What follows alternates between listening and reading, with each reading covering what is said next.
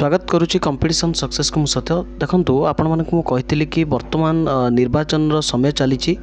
तो से आपण मैंने जानी प्रत्येक डिपार्टमेंट रे सैलरी ग्रो होची देखंतु जेमिति आमे कहिबा आपण मानक कही कि देखो प्रथमत आमर जहाँकि हाई स्कूल टीचर मानकर सैलरी ग्रो है तापरे अन्य जेकोसी डिपार्टमेंट रे भी सैलरी ग्रो होउची। आज देखो कैबिनेट बैठक बसी आज जहाँकि प्रेस मीट रे कौन सब आलोचना है क्यों मानकर दरमा बढ़िला 24 रु डायरेक्ट 4200 होती से विषय में डिटेल भाव आलोचना करवा ता सहित आम आलोचना करवा प्राइमरी टीचर मानकर सैलरी ग्रो हेबो ना हेबो नहीं पूरा डिटेल भाव में बुझा ता सहित अंगनवाड़ी कर्मचारी मानकर जहाँकि सैलरी ग्रो हेबो ना हेबो नहीं से विषय डिटेल देखा देखो जो मैंने आउटसोर्सिंग अच्छा से सैलरी ग्रो हो कि नहीं सबकि आम डिटेल ये वीडियो आलोचना करवा देखो कौन आसी रिपोर्ट टी आपन पूरा बुझे दूसरी देखो यही प्रेस मीट रे आलोचना है आज जो कैबिनेट बैठक बसी देखो ये लिखाई Odisha laboratory assistance in government engineering school and polytechnic method of recruitment and condition of service amendment rule 2024 लिखाई देखो देखो ये कौन लिखाई वर्तमान समय रे दक्षता विकास और वैषयिक शिक्षार गुरुत्व उपलब्धि करी राज्य सरकार ओडिशार आईटीआई और पॉलिटेक्निक शिक्षानुष्ठान मानकर बहु परिवर्तन आनिचंती सेतिपय लैबोरेटरी प्रैक्टिकल शिक्षा को मध्य क्लासरूम शिक्षा परि गुरुत्व दियाइछि। पॉलिटेक्निक मानकर कार्य करुवा लैबोरेटरी असिस्टेंस देखो यहाँ हूँ इम्पोर्टाट जिनस लैबोरेटरी असिस्टेंस मानकर दरमा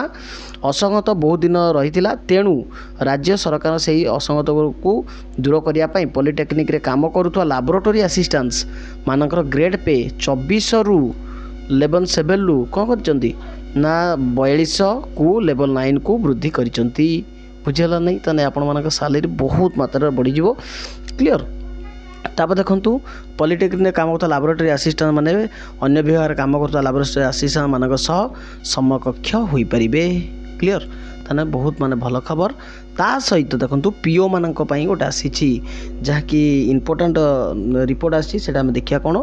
देछि forming of restructuring proposal of Odisha panchayat executive officer service देखो जहाँकि पीओ मानकर कौन रही पीओ को 3 भाग में विभक्त करछंती गोटे होची कौन ना आमर प्रथम जो जड़े रिक्रुटमेंट पाइब से कौन लेवल 5 रे से काम करिवो तापर देखो लेवल 2 कौन जो पीओ 2 जोटा लेवल 7 को आसियो 5 वर्ष पर तापर ये भाव में प्रमोशन होगी लेवल कौन जो ये देछि एटा होची कौन पीओ 1 सेटा हूँ कौन हम ना लेवल 9 पर्यंत से जापर तान प्रमोशन होगी प्रत्येक देखो ये दे दीजिए पीओ एवं कौन ना +3 ग्रेजुएशन दरकार हो माने कौन क्वालिफिकेशन रखी तापर आम देखा आम आलोचना करिया प्रकृत में प्राइमरी शिक्षक मानकर सैलरी ग्रो हो कि नहीं देखो मुझे गोटे कथा कहबी प्राइमरी शिक्षक मानकर सैलरी ग्रो होता कारण बहुत संख्यार अच्छा किंतु गोटे कारण प्राइमरी टीचर मानकर सैलरी ग्रो हो पारना सेटा हूँ यूनिटी नहीं प्रथम कथा यूनिटी नहीं बोली टोटाली सैलरी ग्रो हो पारना यहीटा हूँ मुख्य जिनस। तो देखो जदि यूनिटी जदि आपण मैंने क्रिएट न करेंगे आपण मैंने केवे ग्रो हो पार नहीं आ मार्च मासरे तो कोड ऑफ कंडक्ट लगुच एभली कार्य किसी हो पार नहीं तो आपण मैंने घरे शोपरतु कि ना ये सैलरी ग्रो हो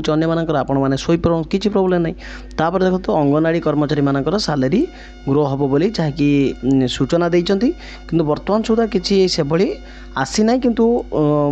से माने भी बहुत मात्रा लगी जहाँकि खुशी खबर खूब शीघ्र आसवाक जाऊँगी जहाँकि से सैलरी ग्रो हो पारे पॉसिबिलिटी बहुत माने प्रोग्रेसिव वे अच्छी क्लियर। तापर देखा आउटसोर्सिंग कर्मचारी मानकर देखो आउटसोर्सिंग कर्मचारी मानकर भी सैलरी ग्रो होबार बहुत सारा चांसेस रोचे किंतु से यूनिट गठन उपर बहुत सारा निर्भर करुच्ची। तो यह थिला आपण मन पई किछि कंप्लीट इनफॉरमेशन भल लगी गोटे लाइक करेंगे चैनल को नुआ आसले तो निश्चित भाव सब्सक्राइब करते रही नमस्कार जय जगन्नाथ।